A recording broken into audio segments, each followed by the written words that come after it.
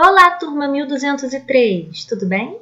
Nesta aulinha, vamos rever alguns assuntos já estudados e mais algumas novidades. Nossa aulinha é de matemática. Vamos rever os sistemas numéricos, cálculos com centena e aprender adição com reserva. O famoso vai um, sabe? Para começar, eu vou te explicar a diferença do significado de 3 palavrinhas. Elas podem ser confundidas, porque parecem ser a mesma coisa: números, algarismos e numerais. Geralmente, nós pensamos nos números como a junção dos símbolos mais as quantidades que representam. Na verdade, os números são principalmente a quantidade. Pode ser a quantidade encontrada em uma contagem ou em um elemento de um determinado grupo. Existem várias formas de representar os números. Vejam aqui, com imagens, com os nossos dedinhos e também na linguagem das libras, com as mãos. Mas a maneira mais usada para representar o número, ou seja, para representar a quantidade, é o uso do algarismo. Ele é um símbolo. Esse símbolo que a gente aprendeu a fazer na escola, até mesmo antes. Os símbolos que usamos hoje têm um nome. Chamam-se indo-arábicos. Nome estranho, não é? No nosso sistema de numeração, tem 10 destes algarismos. O 0, 1, 2, 3, 4, 5, 6, 7, 8, 9, que você já conhece. Com esses algarismos, nós podemos representar quaisquer quantidades, quaisquer números. Para te explicar melhor, vamos ver aqui embaixo o número 15. A quantidade 15 é representada por 2 algarismos, o algarismo 1 e o algarismo 5. Já o número 100 é formado por 3 algarismos, os algarismos 1, 0 e 0. Agora, se eu te perguntasse assim, quantos algarismos formam o número 2020, que é o ano que estamos? Quantos são e quais são eles? Você ia me responder. São 4 algarismos. Os algarismos 2, 0, 2, 0. Agora, os numerais representam um grupo maior, que contém todos os outros números. Nele, há divisões para cada tipo de número que a gente usa. Nós já conhecemos vários grupos de numerais. Quer ver? Quando falamos 1, 2, 3, 4, 5, estamos usando os numerais cardinais. Nós também aprendemos há pouco tempo os numerais ordinais, que são aqueles que representam uma ordem. Primeiro, segundo, terceiro, quarto, quinto, e aí vai. Quando falamos em dobro, triplo, estamos falando de um numeral multiplicativo. Quando falamos de bimestre, dezena, dúzia, estamos usando um numeral coletivo. E quando usamos a palavra meio para indicar a metade, estamos usando um numeral fracionário. Todos os números estão dentro de algum grupo de numerais. No momento, estamos focando nos cardinais, nos numerais ordinais e também nos conceitos de dezena, dúzia, par e ímpar. Os numerais fracionários e multiplicativos nós vamos trabalhar melhor mais para frente. Desde bem cedo, nós aprendemos a contar e a representar pequenas quantidades em brincadeiras com os nossos amigos e familiares. Mas é na escola que a maioria das crianças começa a sua experiência com a escrita e confunde bastante a posição dos algarismos. Por isso, eu vou te contar uma historinha para que a gente nunca mais esqueça a posição de cada algarismo na escrita. É a historinha da famosa turma dos algarismos. Há um tempo atrás, existiu uma nova turma de algarismos em determinada escola. Há muito tempo não havia uma turma de algarismos lá. Os últimos algarismos que estudaram lá foram os romanos e já estavam bem antigos. Na nova turma, até a professora era um algarismo. Ela era o algarismo 0. E os alunos eram 1, 2, 3, 4, 5, 6, 7, 8 e 9. Com o passar do tempo, pessoas da cidade começaram a gostar muito do novo modelo de algarismos. E a turma foi ficando bem famosa Então a escola decidiu fazer uma fotografia para que todos pudessem conhecer e se lembrar deles, assim como eles fizeram com as turmas dos algarismos mais antigos. Para essa fotografia, a professora pediu que os alunos se organizassem numa fila, virados para a frente, do menor para o maior, de acordo com a quantidade que cada um representava, ou seja, em ordem crescente. Foram se posicionando o 1, 2, 3, 4, mas os números 5 e 6, que eram bem agitados, não conseguiam ficar parados e toda hora viravam para trás. E na hora da foto, eles estavam virados para trás. Por isso que até hoje os algarismos 5 e 6 são os únicos que estão virados em direção oposta aos demais, como você pode ver nessa imagem. Depois da foto, chegaram os 2 inspetores da escola, o mais e o menos. Eles sempre chegavam para contar as quantidades de alunos. Cada um contava do seu jeito. O mais gostava de juntar e saber o total. O menos já gostava de tirar do total e encontrar a diferença. Mas os 2 tinham a mesma mania de contar de trás para frente, do final da fila para o início dela. E é por isso que até hoje, quando nós fazemos um cálculo, nós começamos pela última casa, a casa da unidade, e depois vamos para a casa da dezena e da centena, porque a ordem do cálculo não é a mesma ordem da escrita. Quando estamos aprendendo as quantidades, nós brincamos com alguns jogos e algumas imagens, mas em especial nós brincamos com o material dourado. Nele, nós podemos representar melhor a unidade, as dezenas e as centenas. Um cubo representa uma unidade.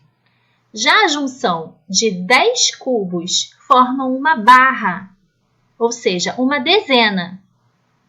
10 barrinhas, quando estão juntas, formam uma placa, ou seja, uma centena. Isso porque, como já vimos, o nosso sistema de numeração é decimal, ou seja, toda vez que formamos um grupo de 10, seja 10 unidades, 10 dezenas ou 10 centenas, nós precisamos fazer um reagrupamento. E neste reagrupamento, os algarismos mudam de lugar dentro do número, ou seja, mudam de casa. Nós também podemos representar isso com o ábaco. Veja só. Na casa da unidade, eu tenho espaço para até 9 unidades. Quando eu formo um grupo de 10, eu preciso reagrupar.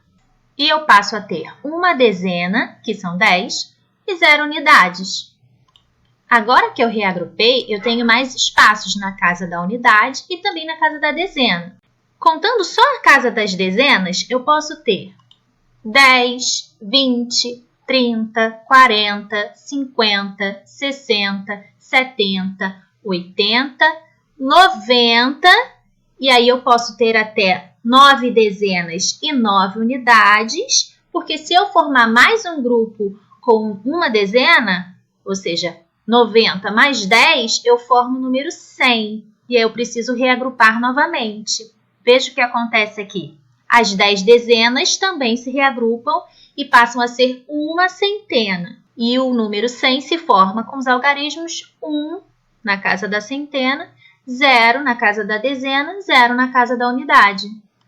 Repare que o número 1, que representa uma unidade, quando está na casa da centena, está representando 100 unidades. Na verdade, ocorreu que o número 1 mudou de posição dentro do número e por isso ele mudou de valor. Por quê? Porque o nosso sistema de numeração também é posicional, onde o algarismo muda de valor de acordo com a sua posição.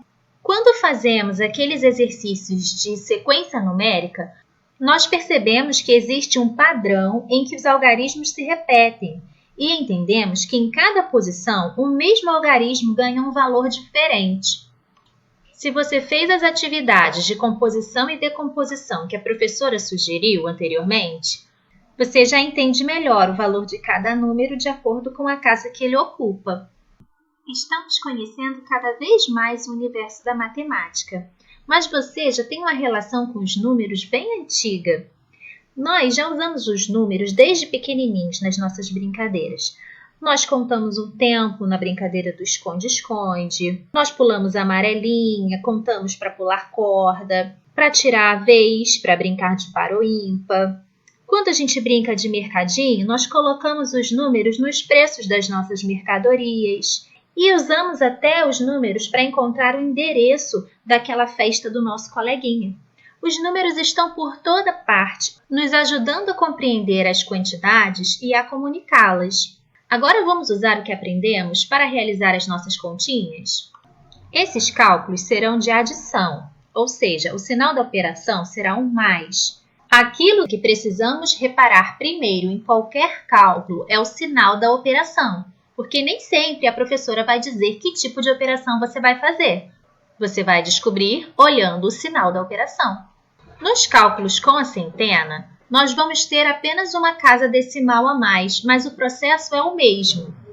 Neste cálculo, nós temos na primeira parcela o número 246. Veja, ao armar a continha, o primeiro número da minha parcela é a primeira parte da minha conta, tá bom? E na continha em pé é a que fica em cima. O primeiro número é formado por 3 algarismos, 2, 4 e 6. Eu organizo os 3, um ao lado do outro. E só depois eu acrescento a segunda parcela, a segunda parte da minha conta, do meu cálculo. E eu organizo embaixo, com unidade embaixo de unidade, dezena embaixo de dezena e centena embaixo de centena. Vamos começar pela casa da unidade. Na casa da unidade, nós temos os números 6 e o número 2. Vamos colocar o 6 na nossa cabeça para contarmos a partir dele e 2 na nossa mão, 2 dedinhos. 6 mais 2 fica 7, 8. 8 unidades. Só depois que eu resolvo a casa da unidade, eu posso ir para a casa da dezena. 4 dezenas mais 3 dezenas, vamos lá, 4 na cabeça, 3 no dedinho.